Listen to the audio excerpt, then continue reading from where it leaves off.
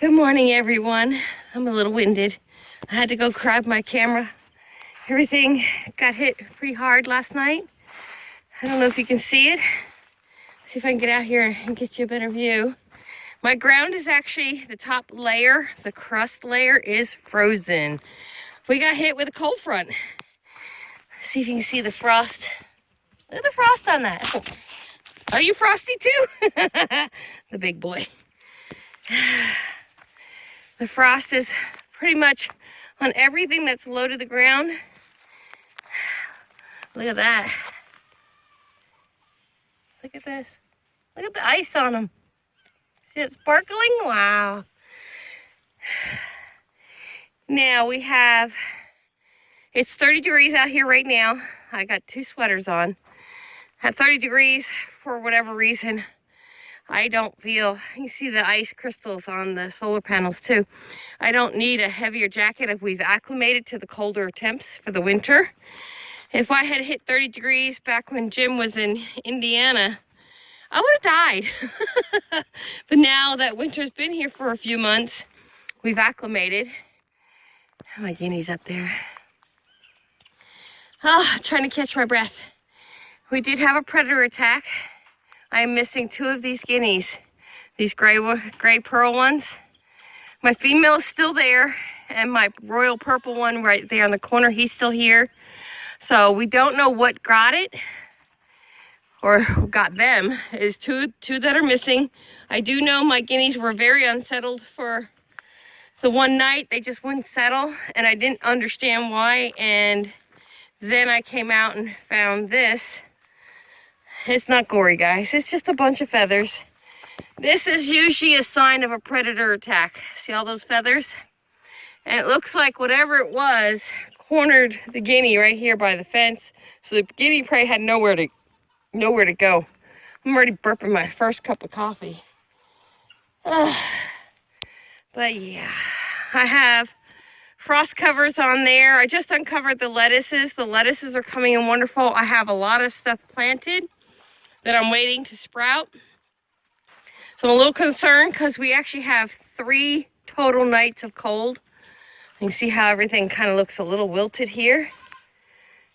So we're gonna have to watch this stuff carefully. There's tomatoes under there. They did fine, I already checked them.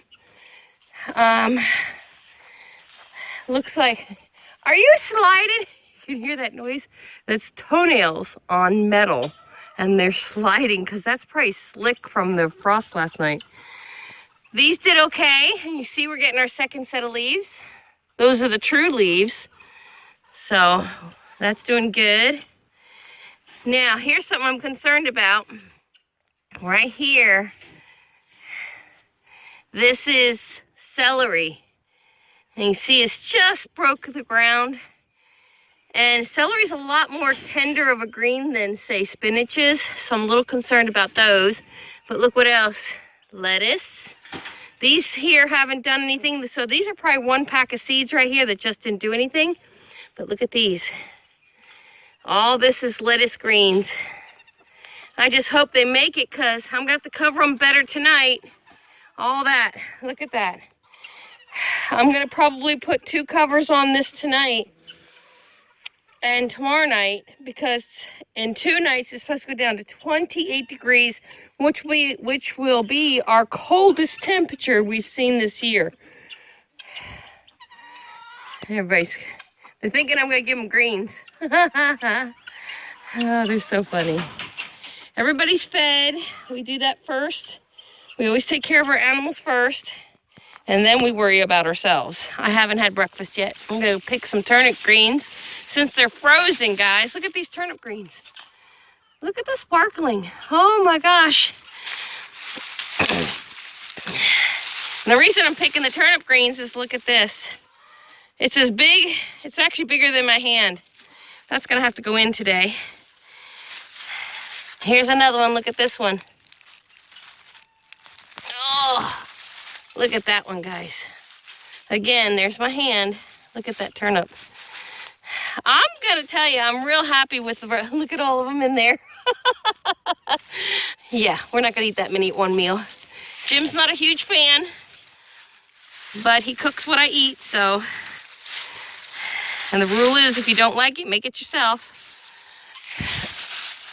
So, believe me, he doesn't complain much about food here.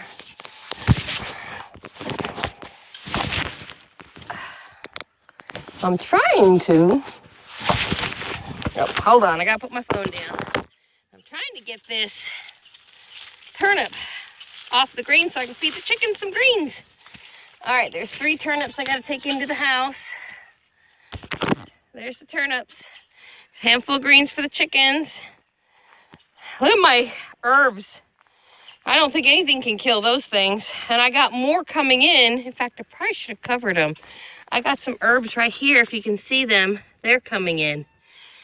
So I probably will cover them tonight. Look at the big guys. We also had a scare here yesterday.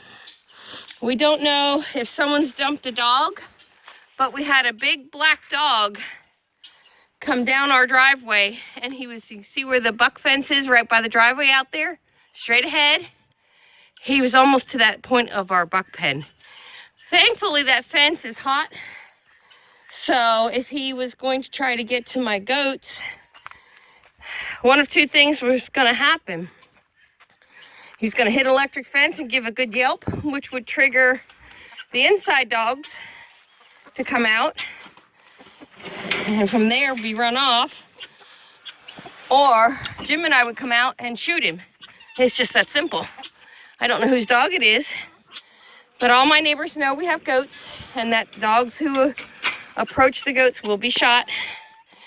So that's something they all have been told already. And we verified it's not the Marine on this side of us. And this guy has a chocolate lab, so it's not his dog.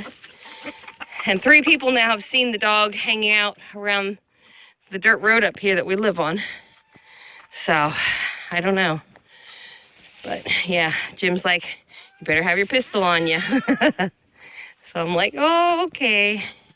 I'm not real big on shooting a dog, guys. It'll break my heart. But I'm also not big on letting a dog slaughter my goats. That would kill me. My future of my herd is in that pen right there.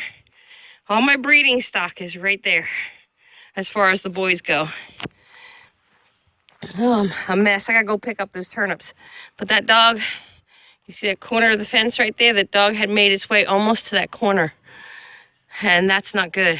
That means he came back at least 400 feet back into the property. And he had to come through the driveway.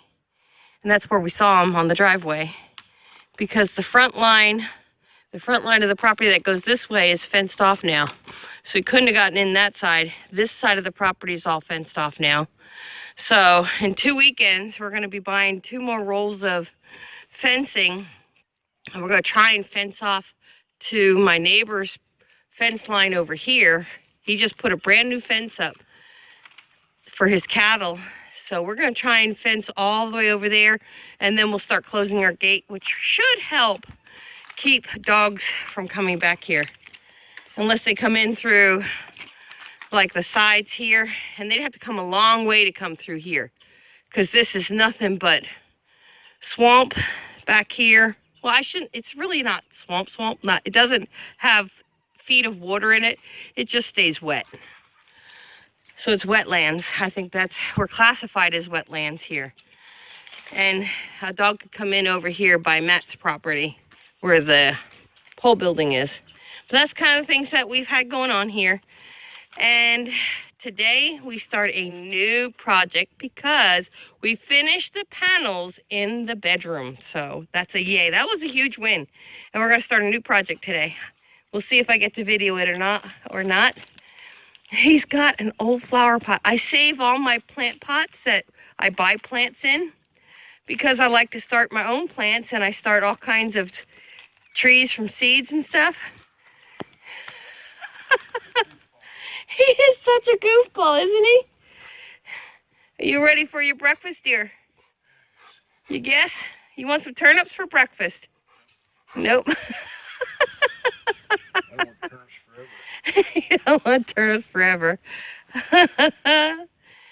Yep, there's the little goober. Guys, he's probably about 70 pounds now. And he still wants to sit in my lap. He's getting a bit big for that. Jim and I joke around. We're have to go shop. Yes, of course they locked the truck. Anyway, Jim and I are jokingly, we have to go shopping for a used love seat. I won't buy a new one because of the dogs. But we're going to look for a used love seat so that I have room for me and my dogs. Jim always has a computer in his lap when he's in his chair. So it's just me and my dogs. What do you think, dog? Pop up. Pop up. Tundra. What? He looks small, guys, but he's not. He's not small at all. Are you anymore? He's getting his big dog bark on. Yes, you are. All right, you gotta sit. Hey, come here. Good Lord, that's what he was chewing on.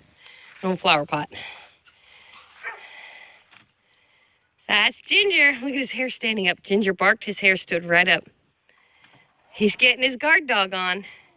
It was him and Cody that chased this other dog off the property. He definitely had Cody's back, which is one of the reasons we got him. Because Cody's getting too old to be chasing. He was so sore last night from chasing that dog off. He had trouble getting up and down, which is not a good sign, guys. He's getting old. He's 11 now. Well, in July, he'll be 11. So, yeah, he's getting there. Yeah, he was very sore last night. So was Jim. Jim actually saw the dog. I didn't. Look how big that puppy is to Cody now. They're as tall as each other. I think the puppy's as long as Cody now. I'm not 100% sure. The only thing he doesn't have is the bulk that he has. He weighs probably 80 pounds, but he's also got he's got a top layer of hair, and then he has an undercoat where this guy will never have that. From what we're seeing as a puppy, he will never have that kind of coat. Cody is a lab Australian Shepherd mix, and his coat really resembles the Australian Shepherd. So does his herding instinct. He's got a herding instinct that a lab wouldn't normally have. But he looks so much like a lab. Let me follow Dad. He wants to know what you're doing, Dad. So do you. All right, guys, that's the video for this morning. If we do any projects, I'll update you. But yeah, we're having some issues, not unusual for a homestead property, especially living out in the country like this. People drop dogs off, they dump cats. We've had donkeys on the road. We've had cattle up and down the dirt road, so it's nothing unusual. We've had potbelly pigs, wild hogs. We've had a bear, so it's all kind of relative. If I remember, I will attach a picture my neighbor got of our local bear, the one that travels from that property. I think it's the female that the hunting camp on the farther side of this road reports. They've shared photos with us as well. And then Matt over here, he has trail cameras up, and he shared photos of the bear. She's big, guys. And she looks pretty darn healthy. I don't know what she's living on other than his deer feeders. But yeah. Oh, I gotta show you this. Oh, I'm rambling. It's just one of those mornings. I gotta get in and make some eggs. I'm hungry. I need another cup of coffee. A big old hot cup of coffee because I'm cold. My hands are getting cold. Because of the cold front coming in, and this is a summer shelter, our choice was to move them and all this fencing back to that shelter. But we decided instead, because they're doing so well right here, to just add some wood. So we closed off the draft that is along the bottom of the tarp. On both sides, we closed in almost 90% of the back is closed in, and we threw this up. See, they stick above. And we threw a couple boards here. I have another one I'll probably put here just to get them through the cold spell. Once we move them, they will have that shelter again. And then what we'll do, we'll take all this wood off of this and make it portable again. We might be able to pull this with the truck, guys, but not with our hands anymore. It just gets too heavy. You can see the wood we put along the bottom there. That's just to stop that. There was a gap of the tarp to the bottom of the frame, and that closed that gap off, so now there's no air blowing through while they're trying to sleep. And they have 2 corners now, which was my goal. You provide a nice draft-free corner for goats, and there's 4 of them, and they throw a ton of heat, guys. They'll curl up in that back corner back there, which is away from the front, and they will do great, even with the 28-degree temperature. And you can see they got 2 full hay buckets. They're eating their breakfast of peanut hay right now, but they're doing really, really good. They're not even interested in me. That says a lot. They're hungry. Usually my little bucklings are out here. Hi, Moki. Look at him, guys. He's still very small for the breed, but he was one of the tiny twins that we just didn't know were even alive until he was born. But look at him. He's got the cutest little face. He does remind me of his daddy. He's got his daddy's ears, and his daddy's no longer on the farm here. Just don't touch the fence, sweetie. Good morning, look. Aw, he's such a sweet boy. You're my sweet boy now. Here's my bottle, baby. Let's go over here where I'm not going to touch. Hi. Hi, sweetie. Hi, buddy. Now they both want attention. That's Trident, guys. That was Ginger's, one of her triplets. And he is doing fantastic. Just walk away and poop in my camera, dude. No manners. But yeah, look at those boys. They look fantastic, guys. I'm so excited. Now we can keep predators off of them, so we can get those genetics in some of my other girls. I'll be so excited. All right, guys, I've rambled enough. I'm cold. My cheeks are cold. My ears are cold, even though I got a hoodie on. We will update you on our next project. Take care. Bye-bye.